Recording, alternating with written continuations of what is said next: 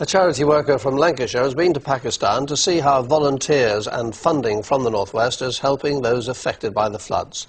The Minhaj Welfare Foundation, which is based in Nelson, still fears more needs to be done to help the millions at risk. Yeah, in a moment we'll be speaking to Adnan Suhail from the charity, who's just spent 9 days in remote parts of the flooded region. But first, we have his video diary of what the latest situation is there.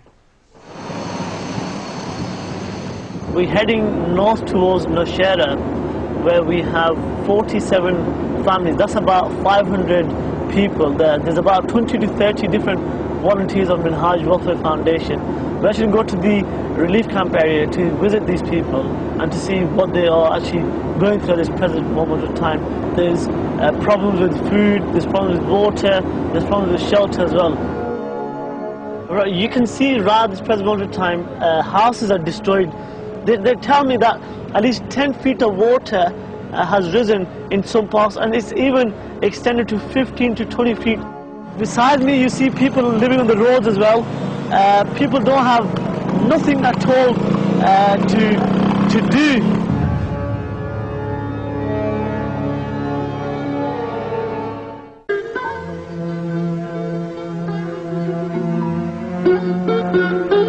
You can see beside you the different work that the volunteers here have established since establishing this about 13 to 15 days ago. All of them are getting the basic essentials requirement, what they require as well.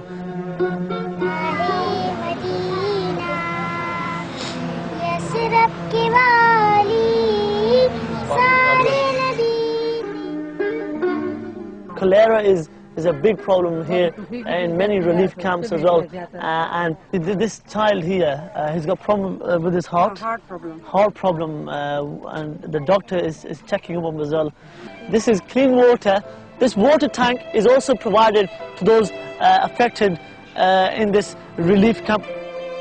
MashaAllah, the brothers here are now distributing rice biryani. MashaAllah, there's potatoes, there's chicken, there's rice provided to the affecteds of the camp as well. Well,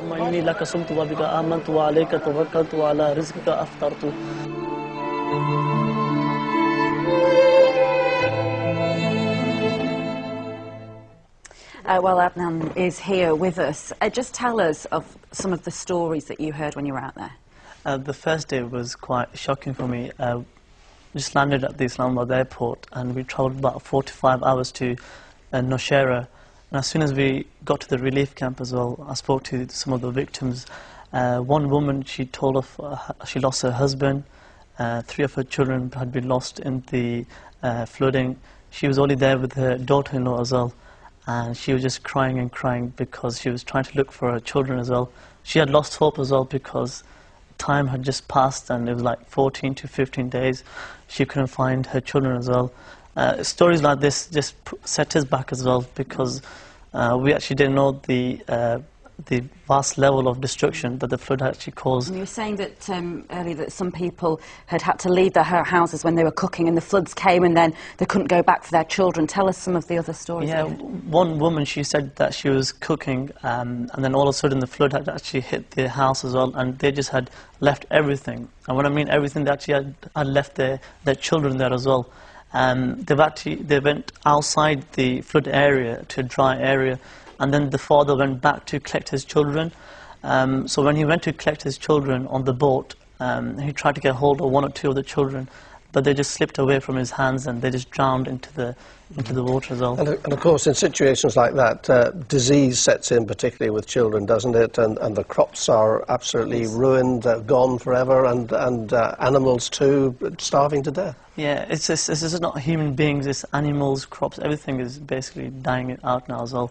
A lot of children are getting diseases, cholera and waterborne diseases are widespread in many rural areas in Pakistan as well. And some of the images that we actually had shown to our viewers as well and to some of the people, when we got back in the UK, they were shocked. They couldn't see they couldn't believe that something like this could exist. And so, sorry, I was going to say, do you not feel a bit overwhelmed by it? Because, I mean, obviously you're trying to help you set up these relief camps, but you must just feel like a tiny speck when you get there in the middle of this chaos. We do. You know, initially when we went there in Pakistan as well, we had this intention that we're going to help everyone, we want to do this, we want to do that. But when we saw what had happened, it was impossible to actually help everyone. This is a country that has a population of over 165 million people, and so many. When you're talking about that help, is enough getting through? Because people here have been very generous, they've raised money. Is the aid getting through where it needs to? I mean, how much does it cost to keep one person going in food and clothing? For example, to keep one family going for 1 month, it'll cost about £100. That would provide them basic essentials such as food, and water. Is the money and is the aid getting through and going to the right Some places? areas it is going. You have to understand that the situation is very hard to get across to certain areas. The bridges have collapsed as well. The roads are filled with 10 to 15 inches of feet of water. So for people or for trucks to get across to the other side, it's very, very hard as well. Some areas, essentials are actually reaching there, but certain areas are not receiving aid, and it's very hard at the present moment of time.